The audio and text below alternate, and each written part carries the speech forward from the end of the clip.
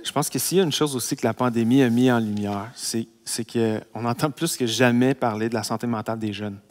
Tu sais que les jeunes, là, par exemple au secondaire, ils ne sont plus en présentiel, ils ne voient plus leurs amis, elles sont en présentiel une journée sur deux, mais ils ne voient plus leurs amis, il n'y a plus de sport.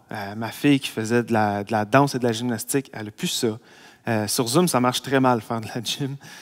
Mais il y a vraiment comme une loupe là, sur la santé mentale des jeunes. Puis pour les parents qui nous regardent en ce moment, là, qui voient leurs jeunes, qui voient leurs ados, peut-être juste sommairement, comment comme parents on peut accompagner nos enfants? Parce qu'eux aussi, il y a une santé mentale. Ils ont leur santé physique, mais ils ont aussi leur santé mentale. Comment comme parents on peut accompagner nos jeunes là-dedans? Je te dirais que l'experte, ça aurait été ma fille qui a une maîtrise en psychoéducation et qui travaille dans le milieu scolaire avec des enfants et elle le voit tous les jours. Là. Elle voit la pression.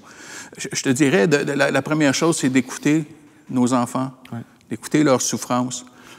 Parfois, les enfants nous diront pas les mots comme nous, on va les dire comme adultes, mais ils vont nous dire quelque chose, alors d'aller clarifier. Oh, j'aurais juste le goût de m'endormir. Faire un long dodo. Okay? Qu'est-ce que tu veux dire par ton long dodo? Ça peut être une façon d'exprimer une idée suicidaire. Okay? Pas minimiser les émotions des enfants et des ados. C'est difficile pour les ados présentement. Là. Moi, j'en vois dans mon cabinet. C'est difficile, exactement pour ce que tu dis. Qu'est-ce qui est le plus important quand on est ado? C'est nos groupes d'amis. Et là, on est bloqué. On est séparés de nos amis. Donc, de les laisser s'exprimer, clarifier leurs mots, porter une attention aussi aux écrans. Okay? On le sait, le temps passé sur les médias sociaux est proportionnel au taux de dépression et d'anxiété.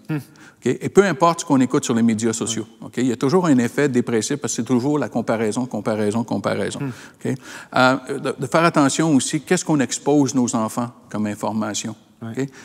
Ils entendent tout, mais ils ne comprennent pas tout. Alors, parfois, il peut y avoir des discours, si vous êtes constamment sur les médias sociaux en tant que parent, si vous êtes toujours en train d'écouter les nouvelles et que les enfants entendent, ça va être difficile pour leur santé mentale. Alors, faites attention.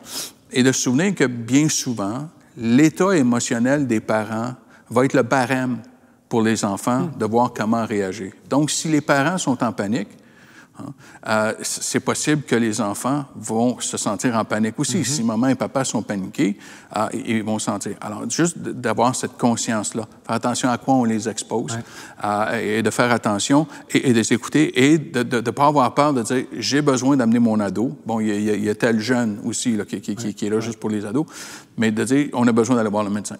Okay? Je sais que ce n'est pas toujours facile, mais nos adolescents, là, présentement, c'est une période extrêmement difficile pour eux.